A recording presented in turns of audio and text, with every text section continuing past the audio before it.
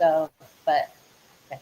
Oh, hey y'all! Hey, it's another episode of Bonafide Her podcast featuring the one and only Miss Chaunte Taboki McDowell. Thank you. Thank you for having me. I was so Of course, excited. I had to make sure you come on here. I had to. I was like, I don't know if I asked her before, but I need to make sure she needs to come on here. Yeah, I remember we spoke about it briefly, but then when you reached out the other day, I was like, oh yeah, let's do it. Like we love being a girl's girl. So Okay. this Period. episode is presented by Good Eating, y'all. Good Eating, y'all. If you love basketball, but also health as well, because it's created by Chris Paul himself, y'all. Good Oh, Eating, health as well. So be sure to get that. Anywho, let's get to it. So, Miss Chaunte, can you yes. let the folks know how you got to where you are in your sports journey? Ooh, I don't know if we have enough time in the day for that one, but I can give you the rundown. So I'm from Beckley, West Virginia. Many people are not aware, but I'm from Beckley, West Virginia. So that's where I was born and raised. I come from a family of my mom has 3 kids, my dad has 3 kids. So, we had a full house, and I'm the youngest. So, when I was young, everyone played sports. Like literally all of my siblings were in a sport, whether it was basketball, track, cross country, whatever. So I was just witnessing all that at a young age, and I just knew like I want to do something, like whatever it is, I want to do something. So I became a cheerleader. Like I did cheerleading, I did softball, and I'm talking at a really young age. Like we're not even into middle school yet. I was doing all of that basketball. Just because I looked up to my brother and sister, Anthony and Alexis, and they were doing that stuff. So I'm like, yeah, I got to do it with them. So I did all those sports in elementary school. And then when it got to middle school, I was still doing everything, cheerleading, basketball, and I was good at everything that I did. Like, I'm not tooting my own horn. Like, I was actually really good at all that stuff. I would travel and compete for cheerleading competitions, like floor competitions, which is very, a lot of people don't know that about me. And we were winning national titles left and right for that. Softball, I was going to states like every year. Basketball, I was in 7th grade. I got co MVP. We won that year. 8th grade, we won again. I got MVP again. So I was good at all these things, but when it was time to go to high school, I had to make a decision like, okay, which sport do I want to put all my effort into? And, after thinking about it, I was like, okay, I think we're going to do basketball. So I think I could go anywhere with any sport, but I'm like, that's what I want to do. So I just honed in on my basketball growth, and I ended up transferring to literally before I even finished 8th grade. I made the decision to transfer to another school because at that high school, they were known for winning. They were known for their program, and everyone knew their coach. So I was like, you know what, that's where I want to be. Um, because unfortunately, where I'm from, Beckley, West Virginia, there's a lot of talent that comes out of there, you know, but it's not a lot. So, the opportunities aren't, there's not a lot of opportunity really. So really got to be great to come out of there. So I was like, I'm gonna go to this high school to where there's gonna be a lot of media on us, media on me, attention. So that's what I did. My family made the decision to up and move right at the end of my 8th grade year, and I transferred to that school, and that's where I played my entire high school career. I won a state championship in 2012, and so yeah, we made it to the states 3 out of the 4 years. I have a record of 94-9 in high school, so I only lost 9 games in 4 years. So you know, high school was coming to an end. I had to make a decision, where do I want to go in college? Every athlete has to make that decision. Obviously, I was one of those who was like, I have to go D1. I have to go D1. Like, I'm not even going to consider anything else. And I had options. I mean, the whole East Coast wanted me. D1, D2, D3, any level. Um, but I ended up making the decision with the help of some of my coaches to go to Winthrop University out of high school. So that's where I went. Um, and I was not there for my entire 4 years, girl. We're gonna get into that. But I went there and I was like, yeah, I made it D1, let's do it. Girl, hit a brick wall. You only imagine what it's like going D1. It's everyone's dream. But then you get there and you're like, wow, this is a whole nother level of of basketball and work ethic and on all that. You know what I'm saying? So that was an experience in itself. Just it taught me, that I could reach levels that I never knew that I could reach being there and going through what I went there. Unfortunately, while I was there, I became very sick, and it was to the point where I couldn't even go to class. I was uh, losing an extreme amount of weight, and it was very scary. I didn't know what was going on. My family didn't know what was going on. The coaches didn't know what was going on. So I actually was being sent to different doctors and specialists while I was there, so that they could figure out what was going on, because I couldn't eat, I couldn't drink anything, I couldn't keep anything down. At the same time, I'm still training. I'm doing 2-a-days.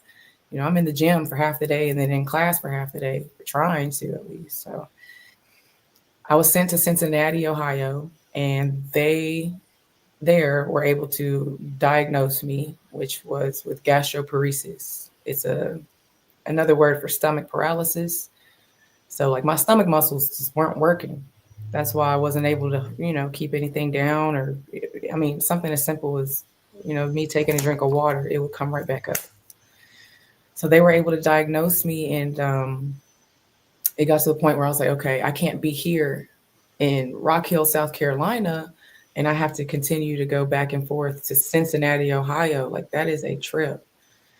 And mind you, I'm still a freshman, so I'm still new to all of this. But I had to make the decision to medically withdraw from school so that I could just get to the point where I'm like healthy enough to just live my life, because it was very bad.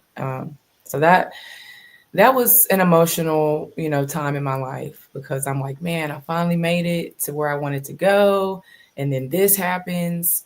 I just couldn't wrap my head around why it was happening. But then some months went by, of getting treated and things like that, to the point where it was the end of the first semester. It was like December. And I was like, I want to go back to school. But I needed to make the decision to be closer to my specialist. So I transferred to Bluefield State University, which is in Bluefield, West Virginia. They're now in the CIAA, actually. They weren't at the time. But so I transferred there because it was only like a 3-hour drive to my specialist. And that semester, the spring semester, I automatically played, had a great semester. We won actually our conference. So I have a conference ring there. I ended up getting, they called it freshman/transfer of the year. So I ended up getting that, which was kind of like, wow, like a breath of fresh air after I had just been going through so much, with my health, and not even knowing if I was going to ever play basketball again, really. So I was like, yeah, wow, this is amazing. So next semester comes, I'm a sophomore now.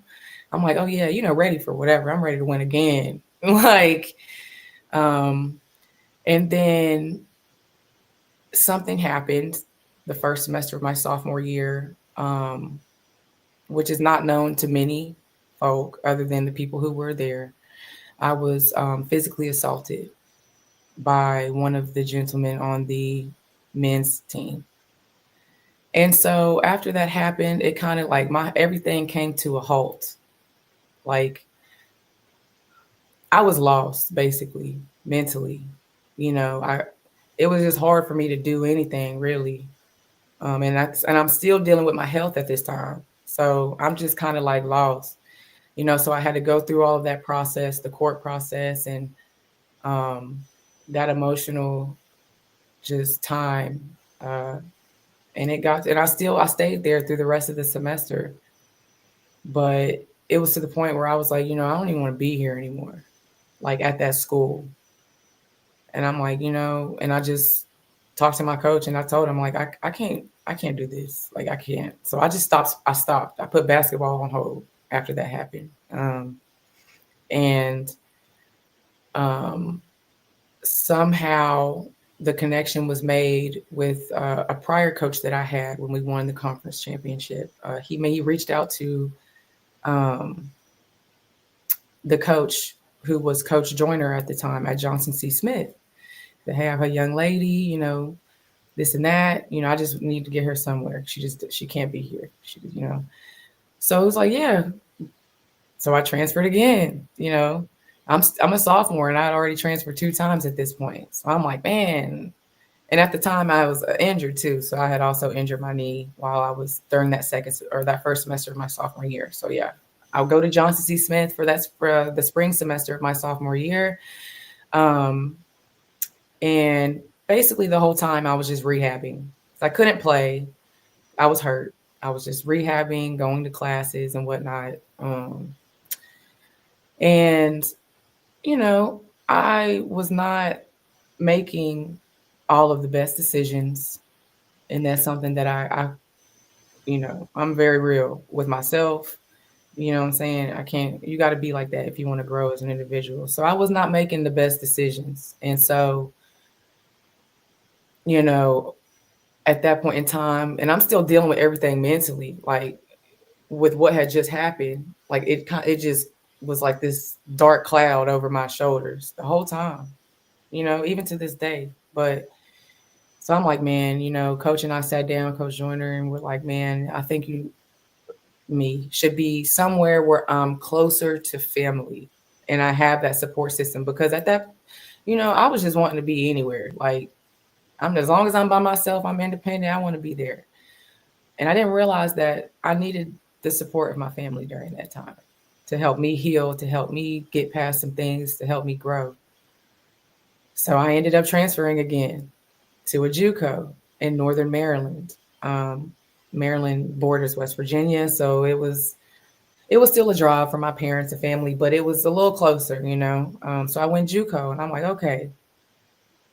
By this time, I'm basically a junior in college. Like nothing up to this point was sweet. Nothing was, how you expect a typical 4-year, career to go. So I get JUCO, and I'm like, man, and I'm able to play now. I'm healthy to a certain extent. I'm able to play.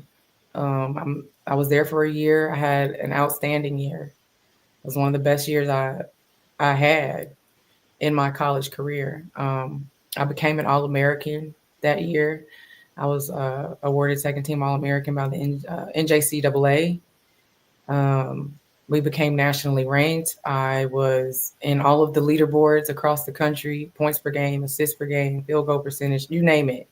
So it was an outstanding year, and I needed that desperately, just for my own mental sake. I'm like, man, can I catch a break? So yeah, that was a great year for me. And then after that year, because it was only a 1-year deal, I was like, okay, time to transfer again because it was JUCO. I got my degree there. And I ended up going to Shaw University. The coaches had been looking at me for a time. They kept flying up to see me. They just wanted me so bad. And it wasn't my only option, but that's where I decided to go. And when I got there, I was like so ready. I'm like, yeah, I'm going to have a great year. And then boom, they tell me right before season starts that I can't play because of transfer rules. And I'm like, what? So I had to sit out again. I'm like, oh my gosh, like I can't catch a break. So that whole year I couldn't play. Like I could practice, I could train, but I couldn't play. I had to sit out again. Um, so that also took a toll on me mentally. So basically, after that year, I find out that my eligibility is up. It's my clock is run out. I cannot play anymore. So I'm like, man, if you think about it, I only played, maybe 2 years of my college career. And all that time, I'm like, man, a lot of time was taken from me. But that's okay. So after that, I ended up getting a job to coach D2 basketball. So I was like, yeah, it was one of my coaches that I had at JUCO. He's like, yeah, come help me out. So I go up there in West Virginia. It was a school called Alderson Broaddus University to help him coach. And while I was there, I was taking classes part time to finish up my degrees. And I ended up actually getting my degrees from Alderson Broaddus University. I had the opportunity to go overseas. I had an agent, I was training, but I also had my daughter. And at that point in time, she was a baby. She was one, just turned two at that point in time. This was back in like 2019. So again, I had to make a decision. What do I want to do? Do I want to go overseas? And I had my daughter, and it was a lot. Or do I want to just focus on my career as an engineer, which is what I am. I'm a software engineer. So I'm like, man, I had to make the decision. So I chose to go with focusing on my career. And that's what I've been doing for the past few years, just focusing on being a software engineer. Because unfortunately, we know that women just don't get paid enough playing the sport that we love to do. So I'm like, man, I make more money doing what I do than I ever would playing basketball. Um, so I came down to Charlotte for a job opportunity, just working, working, working. And one of my former teammates that at Winthrop, who is Shaquila Nunn, I find out that she's playing basketball here. And I'm like, oh, who are these people? Who's this team? And she's like, oh, just come check us out. And so I did. I went to their season opener and everything. I'm like, okay, yeah, this is actually competitive basketball. And this is Coach Brett's team. So, I told her, I was like, hey, I want to play. And mind you, I had been in retirement for a couple years now. I still played, but it was like rec basketball. But yeah, I spoke to Coach Brett that day, and I was like, listen, Quee introduced me. I spoke to him, and right then and there, he put me on the team. This was 2 years ago. So ever since then, I've been playing semi-professional basketball um, for Coach Brett and the Carolina Lady Cougars. And, we had a good year last year. We won a regular season. And then this year was our first year being in the WABA. And it was a great year for us. You kept up. We went to the national tournament and made all the way to the championship game, like all in 1 year. So, you know, all the things that led me here, I wouldn't change, you know what I mean? Because it helped shape me into who I am as the individual that I am today. So I'm thankful for going through all those processes and trials and tribulations because it made me the strong Black woman that I am right now. And I will add that I am the WABA 2025 3-point shootout champion. So, Hey, clap yes. it. Let them Okay. know what it is. Which, shout out to you. I was supposed to say congratulations. Hello. Thank you. Thank you. Thank you. Yeah, I'm still celebrating. You better. I would say, oh, somebody did the blue hearts for you. So, Oh, that's actually one of my former teammates when I was at JUCO. She's been an incredible supporter of mine. She's in Kentucky, an incredible supporter of mine. That's also someone who loves the game. She actually, unfortunately, lost her eyesight after that year that I left JUCO. Something happened to her, and where she's blind now. And even that, she still has a passion for the game. She's still keeping up with my games and everything going on. So I just want to shout you out, Selena. I see you, girl. You keep doing your thing. we love it. First of all, it's crazy because um remember we met at the Arbor Glen because like, who is she? And then you're like, oh, my name is Tabuki. I was like, hold up, are you on the group chat? I was like, she's like, yeah. Oh, you're the Tabuki. I was like, oh, because I see you all the time. Message. I was like, okay, cool. And it was because I had seen you with the Connecticut Sun shirt. I was like, hold on, wait a minute. She knows Yeah. somebody? She played there? Like, I was like, but she is a hooper, y'all.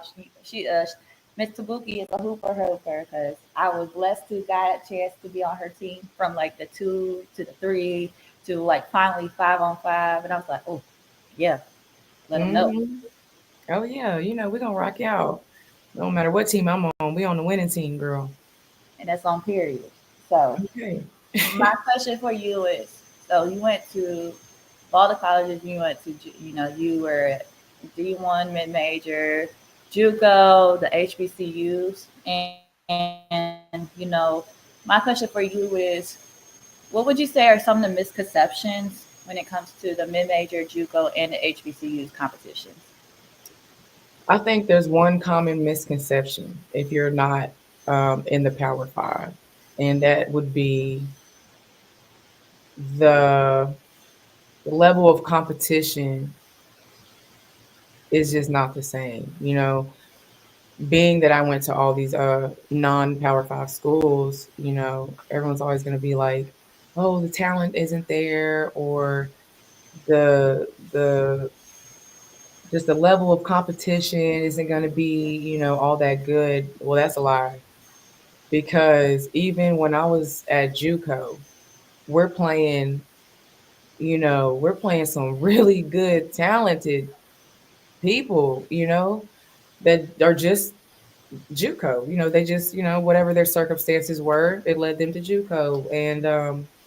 And we see now that there's some top talent coming out of programs like this, out of JUCO and out of these, mid majors.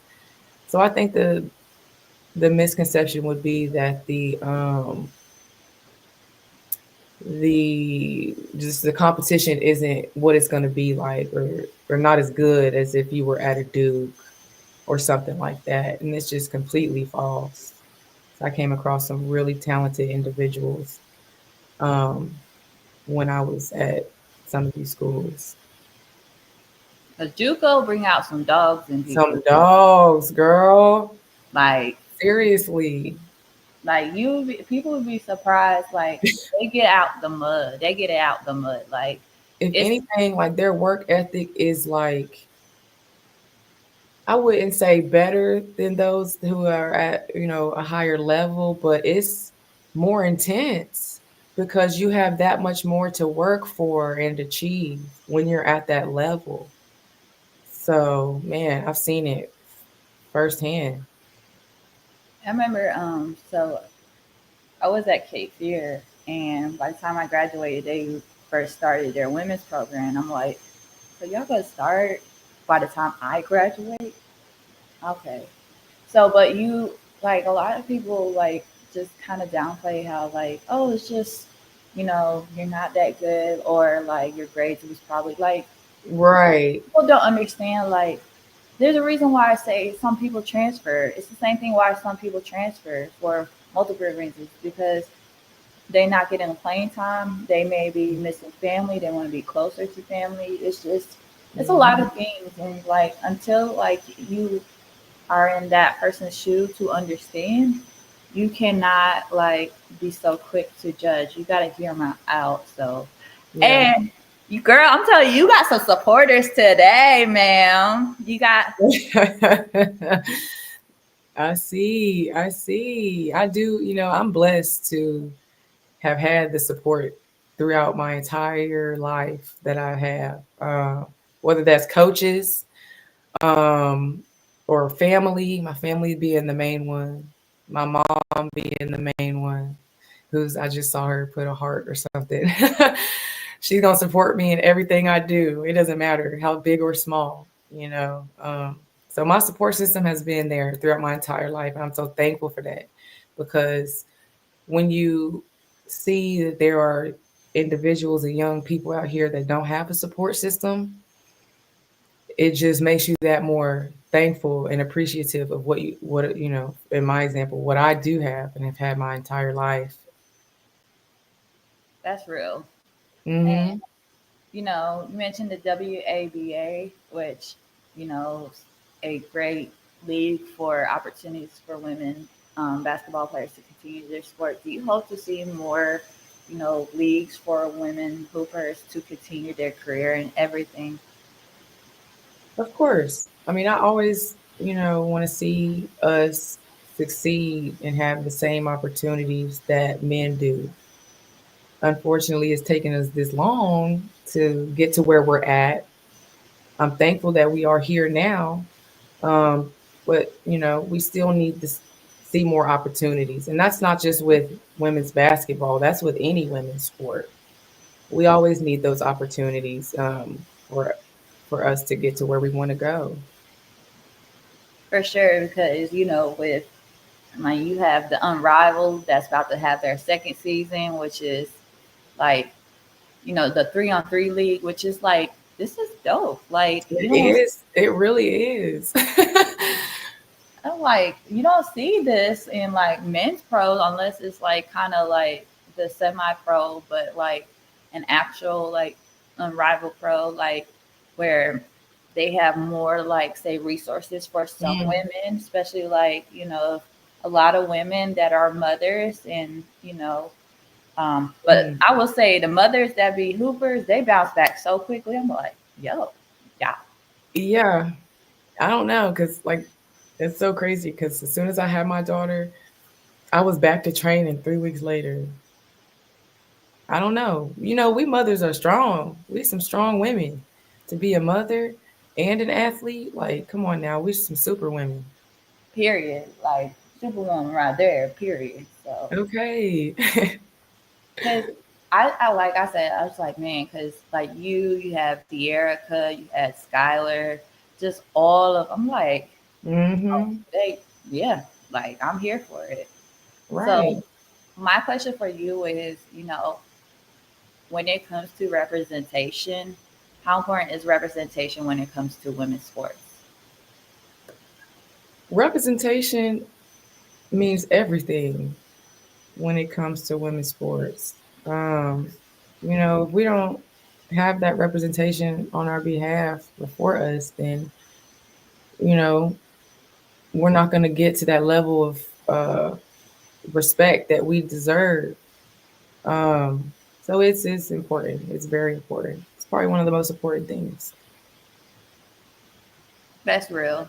Because I mean, I always say that representation matters, and I was like, yo, this is real. Like, and I've always wondered that because, like, I always wondered, like, has anybody ever asked anybody, like, how important representation is? Because, like, Mm. say you look up to someone, it's like, oh, like, I look up to them because I see what they love to do, or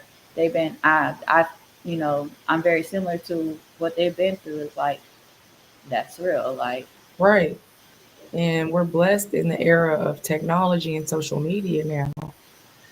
In a way that we have all these young girls looking up to the Paige Beckers, the Angel Reeses, and seeing what they're accomplishing, and seeing that it is possible to achieve those types of things and reach that level. So representation, it matters tremendously. I clock it for the Paige Beckers and Angel Reese because I'm like, finally, like, so, Okay, like, period. period. It's important. And then both of them are college championships. So, Yeah. Yeah. so Like it's crazy. Like yeah, to be able to see other women doing it, it just kind of fuels something in you like, hey, maybe I can do that. Maybe I can get to that level. So it's important. We need that. and for them to like also like to see like a lot of the women athletes venture into off the court things like Mhm. recently Angel Reese was on the runway for Victoria's Yeah. Secrets, have her podcast, even Hmm. had her own menu on McDonald's. I know. Paige Becker's, collaborated with DoorDash, and especially after she would talk about how much she spent on DoorDash. So just and having a True Fruit collaboration, it's like see all these women Mhm. athletes being showcasing like they are more than an athlete. They're businesses, Right. they're entrepreneurs. So Yeah, we're all more than athletes because at the end of the day, something my high school coach always told me, at the end of the day, it ends for everyone.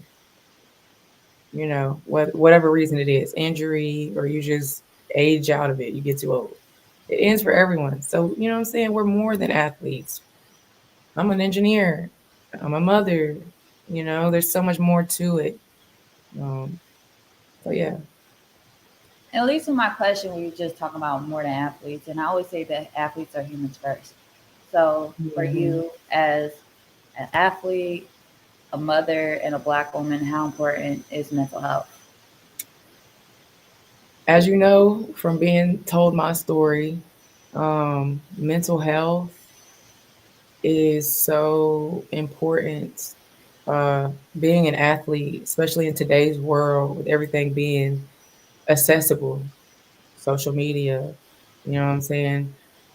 It's so important. When I was going through my journey, there weren't many resources that were provided to me to help me deal with a lot of things, um, which led to me making some bad decisions. But we have to have those support groups or those people who are there for the athletes because anxiety is probably at an all-time high.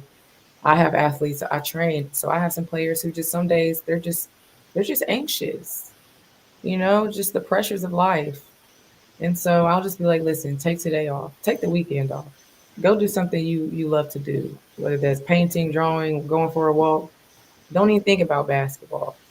Like, we have to, have those people who step in and are able to provide us resources as athletes, to help us deal with just the stressors and the pressures that life puts on us. That's real. Like, and I just want to let you know how proud I am of you, ma'am. Like, you doing, excuse my language, you doing the damn thing, period. Thank you.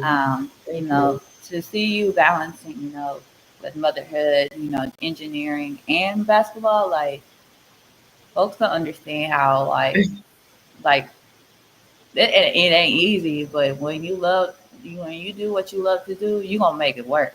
Yeah, yeah, having that passion, yeah, for anything, you're gonna make time for it. So even if you don't have enough time in the day, you still gonna make time for it. So that's how I'm able to do what I'm able to do.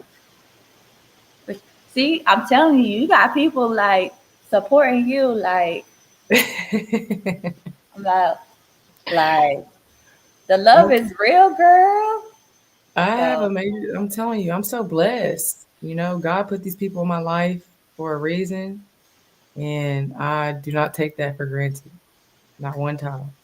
see, like, shout out to moms right here. My mom will ride for me until the wheels fall off. I will tell you that.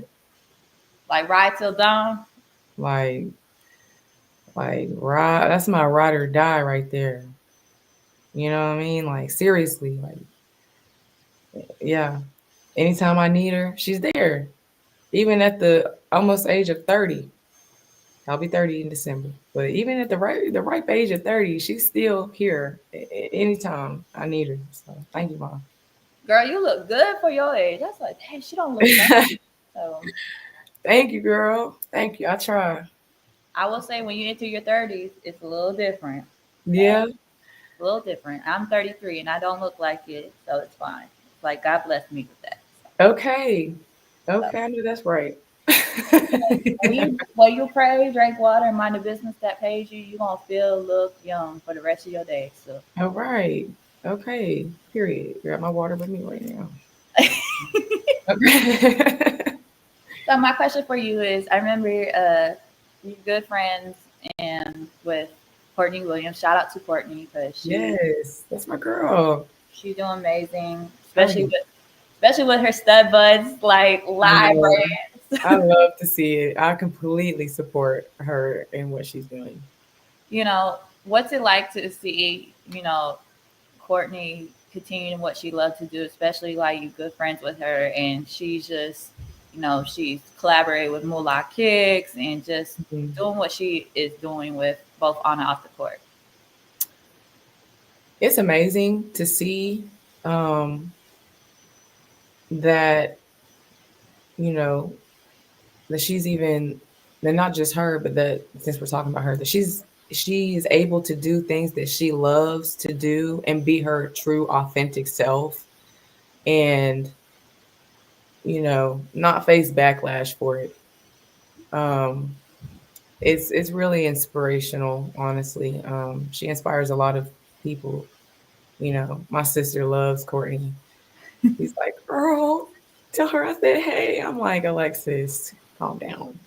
But it's really neat though that she gets to play the sport that she loves and she gets to venture out into the, off the court and do the things that she loves as well. So the fact that she's given those opportunities and amongst other people like Angel Reese and Paige, it's incredible to see that, and I just love where we're headed with everything in women's sports.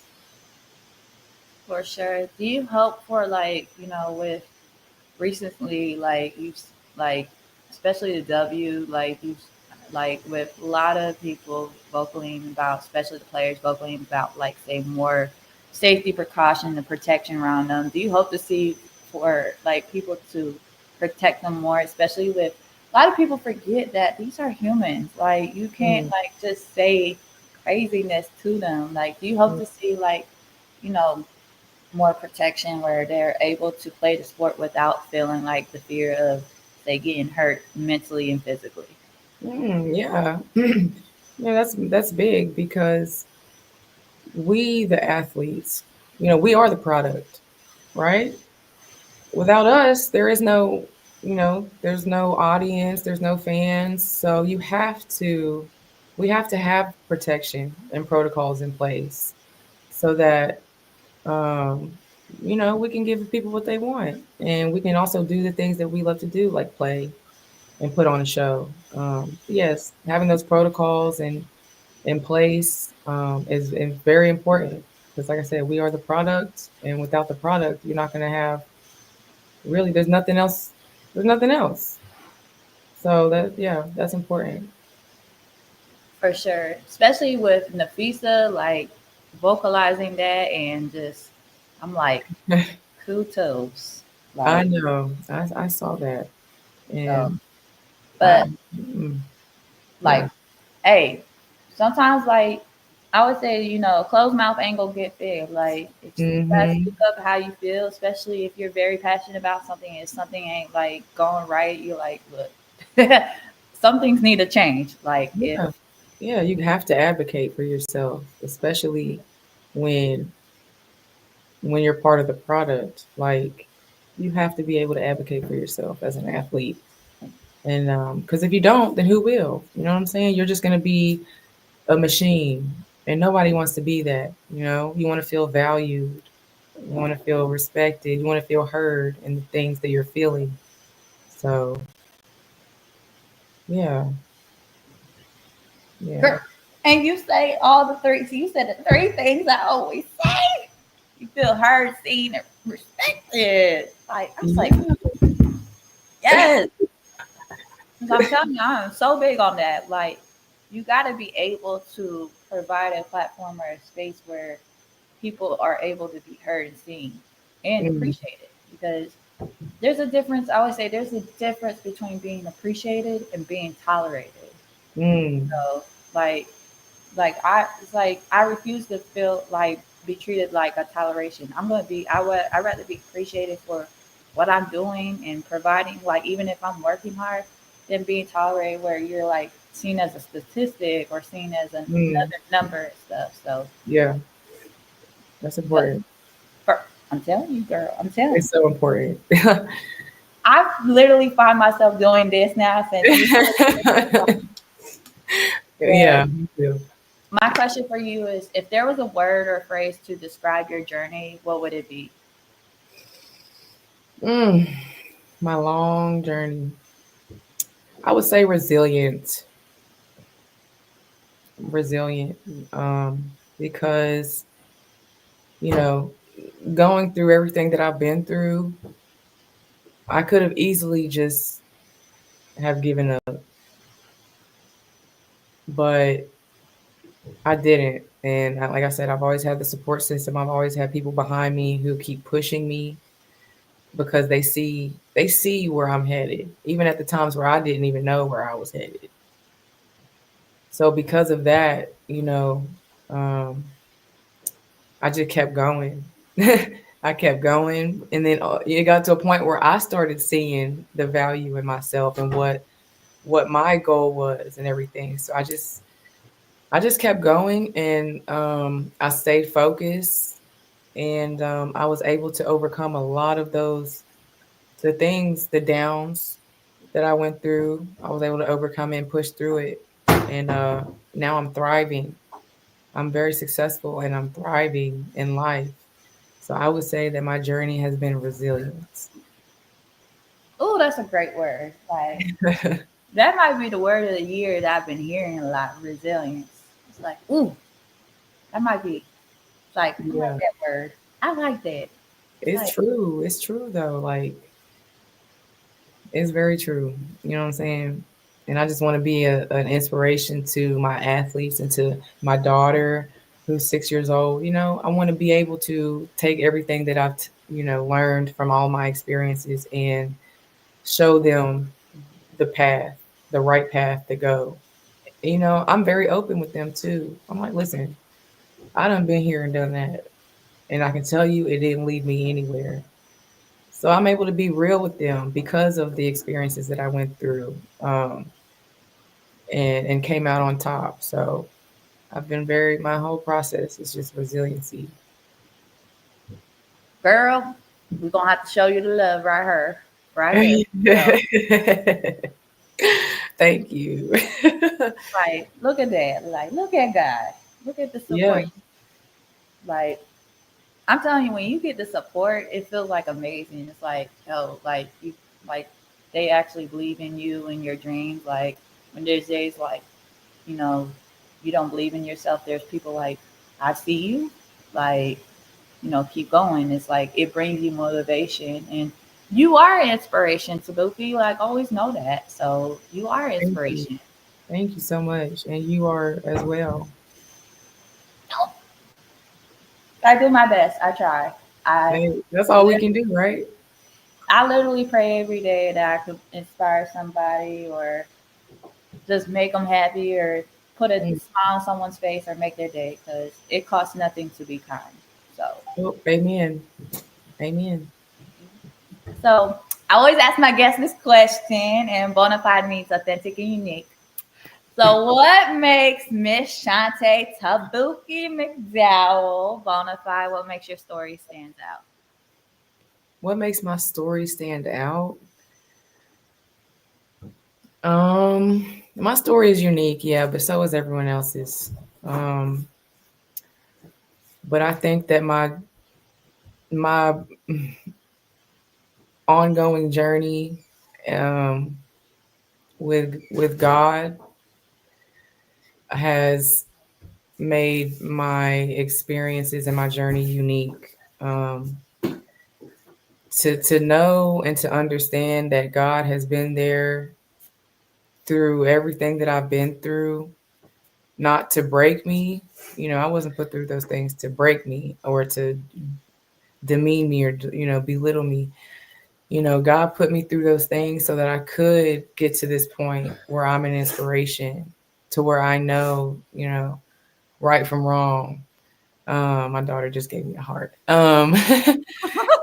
He put me through those things because he knew that he had a bigger plan for me, and all I had to do was just trust the process.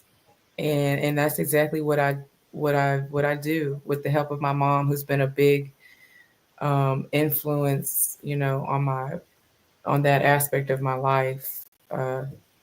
So I would say that my belief in him has truly made my experience and my journey one of a kind. Ooh, won't he do it? He sure will. Let me get my fan out real quick, please. Oh, Won't he do it? Yes, he will. God is good all the okay. time, and all the time, God is good. Oh, amen. Amen. And Speaking of which, because Miss Solo is come on, always been a star for you. And your mom says amen, and Miss Solo says faith on 100. uh, yeah, man, I love my people. I really do. And then your mom says they both proud of you. Mm-hmm. So yes, Lexus, the fan. I had to say yes, Lexus. That's my sister, not the Yes, church Lexus. fan. Yes, Lexus, the fan. I had to, especially like only God can do it. Only God, Oh, amen. Yes, yes, ma'am. Mm. because that's where like if you feel the truth out, like yes, yes, it is more than just clocking. Yes, ah. Yeah.